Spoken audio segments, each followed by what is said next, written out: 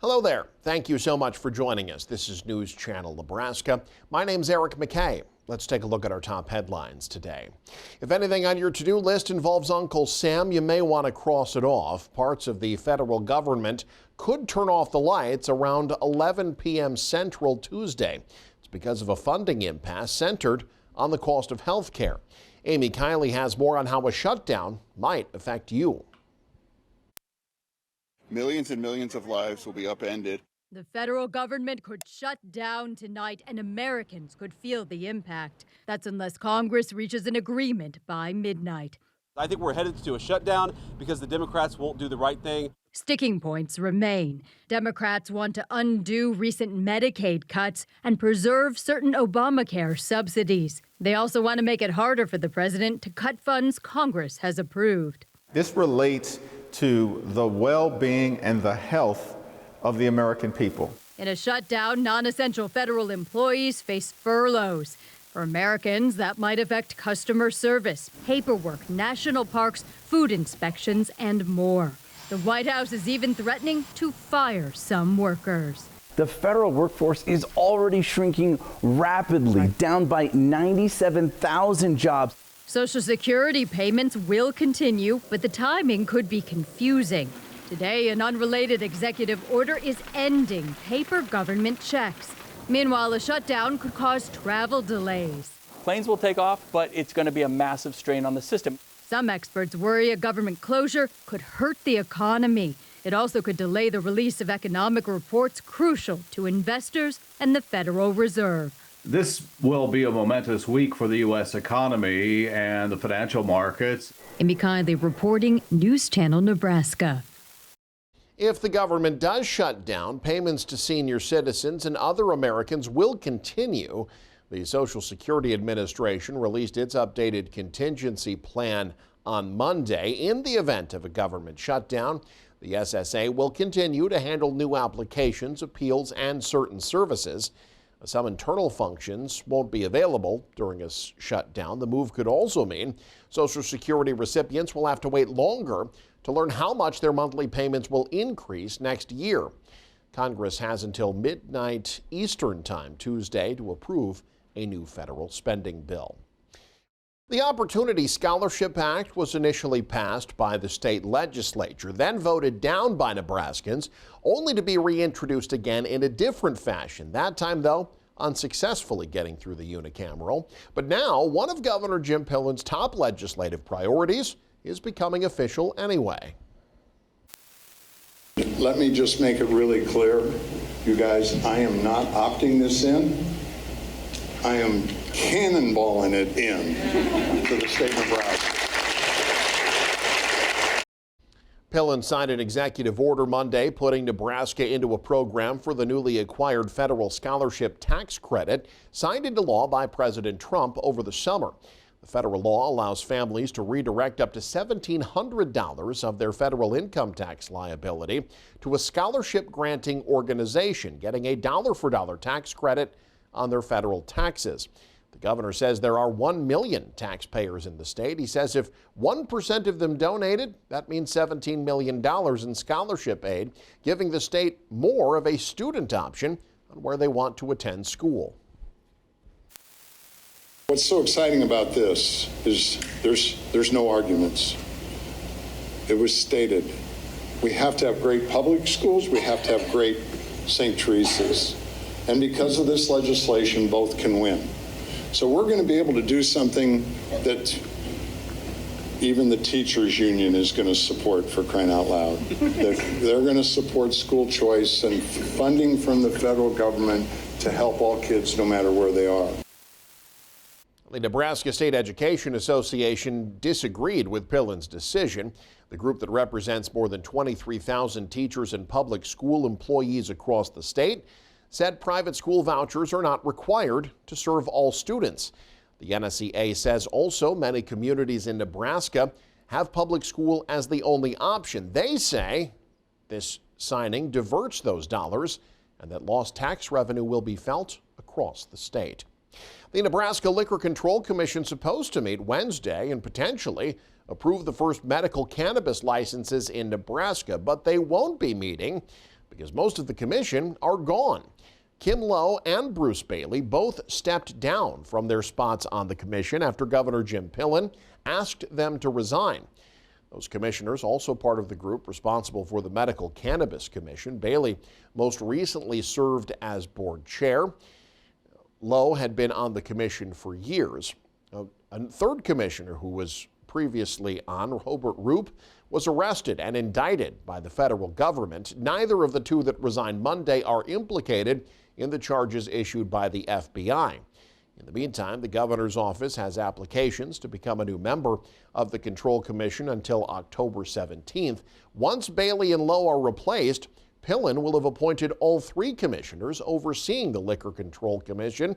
And with the other two already chosen for medical cannabis, his imprint will be on all five.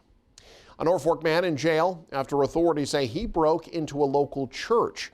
34-year-old Gregory Major was arrested Monday morning. Police say Major was seen on camera entering the Grace Lutheran Church on West Park Avenue at about 3 a.m. and not leaving. Officers say they located Major in a bathroom of the church 7 hours later with a garbage bag filled with items belonging to the church. Authorities say he was also in possession of methamphetamine. Major was arrested on multiple charges. He's currently housed in the Madison County Jail. The man convicted of stealing hundreds of thousands from a Northeast Nebraska transit service will be back in court to get sentenced again. The Nebraska Court of Appeals on Tuesday sent the case against Jeff Stewart back to Madison County District Court. Appellate judges say there were two errors in Stewart's initial sentence. One, his prison term on the least of his convictions should have been given a range of time instead of the specific amount of time that was handed down. His 15 to 18-year sentence for felony theft still stands. Second, the state appeals court says the district court failed to specify how Stewart is to pay back the $740,000 in restitution. The appellate court shot down Stewart's request to have his convictions overturned. Stewart was convicted of illegally taking money from North Fork Area Transit while he served as that organization's director, using the nonprofit's credit cards for casino trips and personal expenses. He fled to Mexico after resigning in 2022 and was eventually taken into custody in July of 2023. His new sentencing date has yet to be set. Nearly $25 million. That's how much Brown and Rock counties in north central Nebraska have been awarded in federal grants to help prevent and defend against wildfires. Casey Wannenberg shows us how that money will be used.